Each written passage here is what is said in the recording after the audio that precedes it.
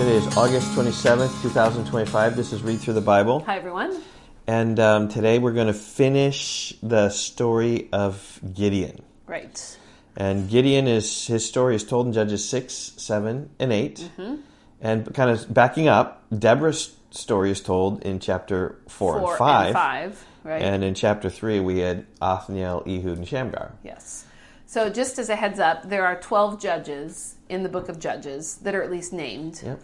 And so we are working our ways through. We've done 1 through 3, and then Deborah, and then Gideon. Yep.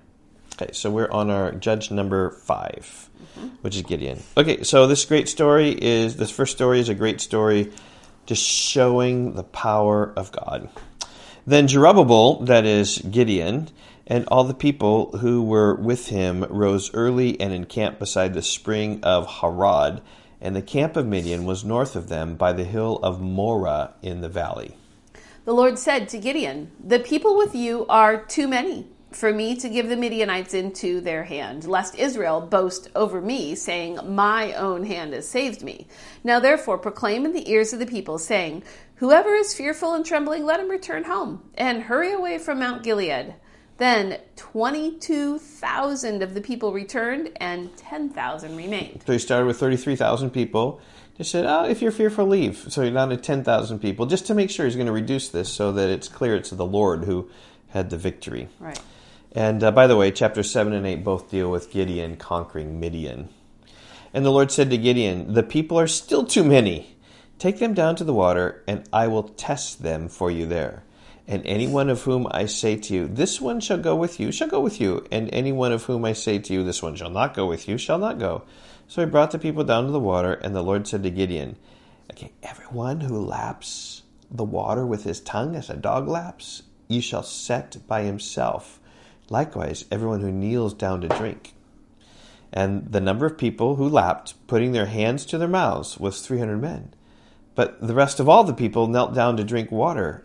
Which I think is funny. That means most people came to this spring and they sat down and drank the water like dogs would. Yeah, just put your face in the water. If I was going to drink water from a spring, I'd put my face right down the water and drink. It was probably super hot. Yeah, but that's how I would do it. I've done it before. So I would scoop it with my hand. Okay, well then you'd be part of the 300 who would fight, and I'd get to go home, right? And the Lord said to Gideon, "With the 300 men who lapped, I will save you, and will give the Midianites into your hand, and let the others go, every man to his own home."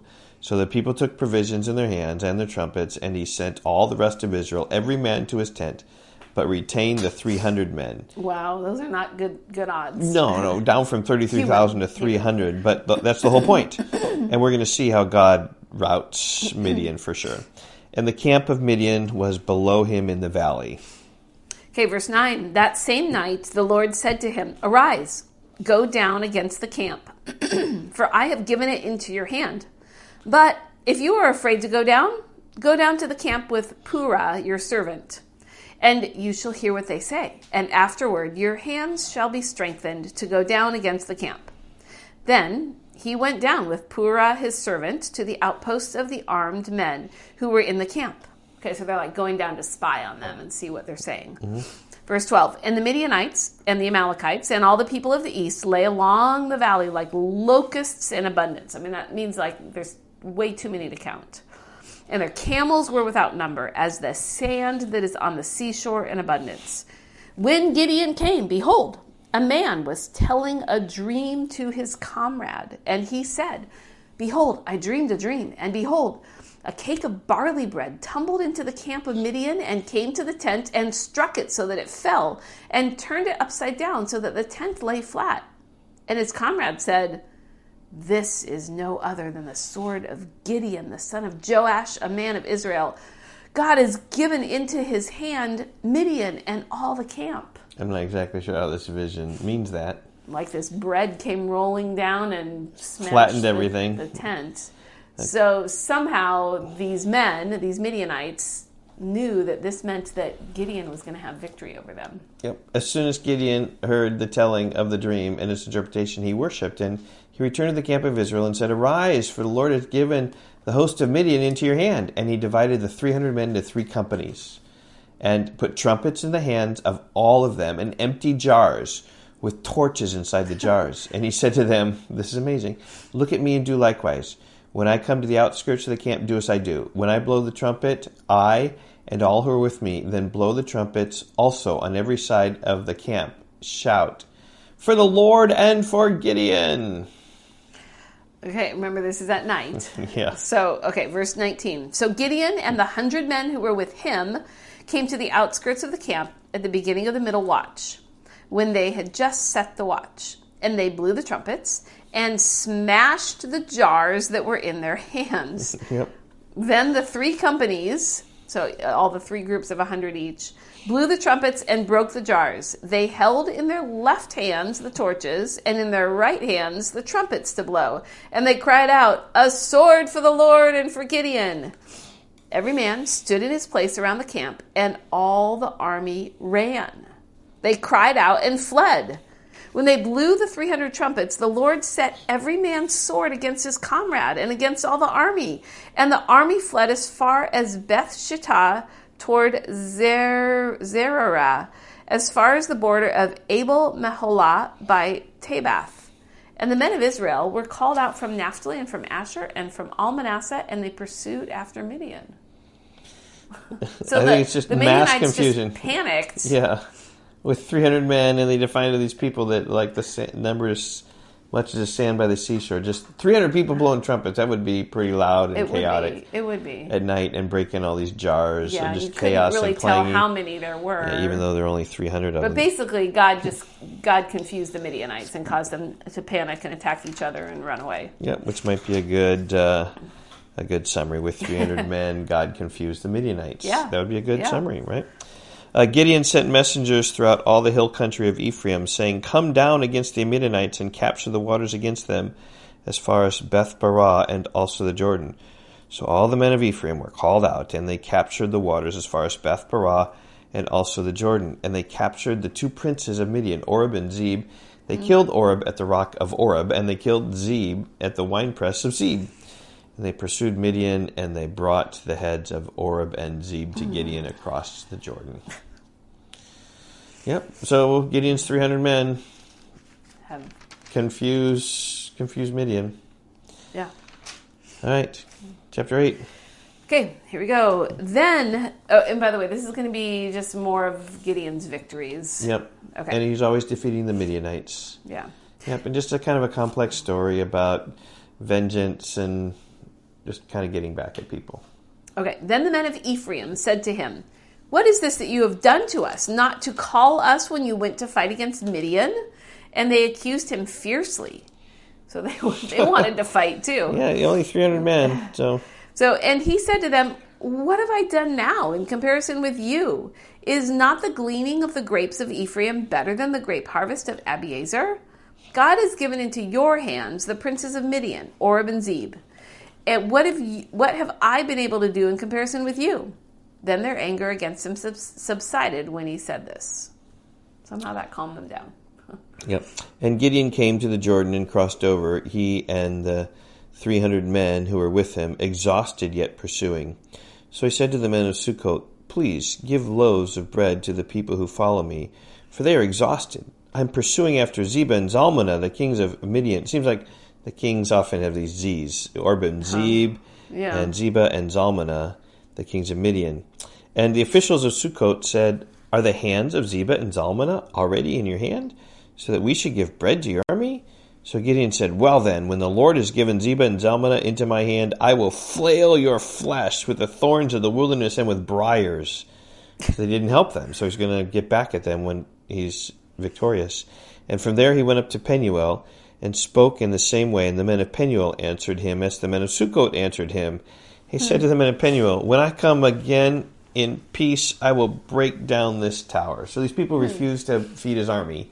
Yeah. He said, well, I'm going to get back at you for refusing to feed us.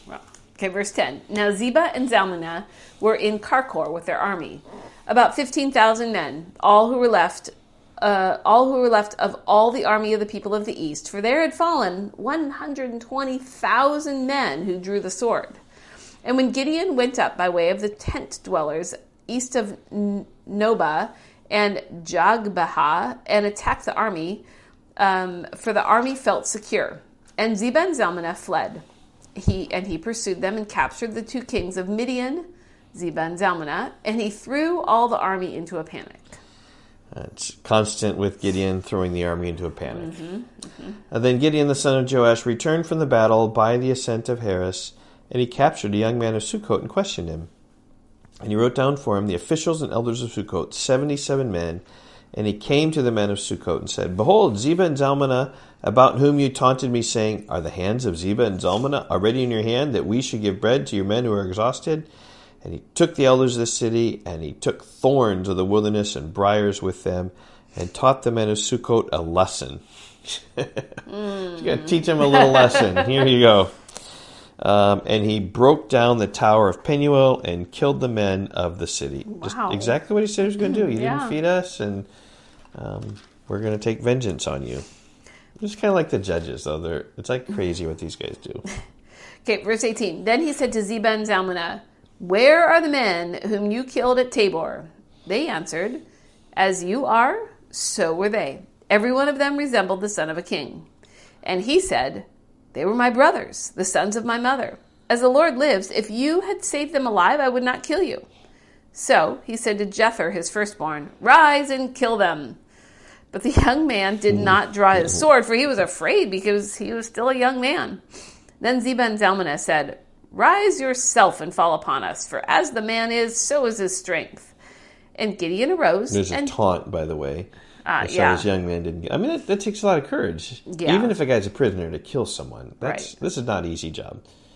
Gideon had no problem, though. No. And Gideon arose and killed Zebah and Zalmunna. And he took the crescent ornaments that were on the necks of their camels.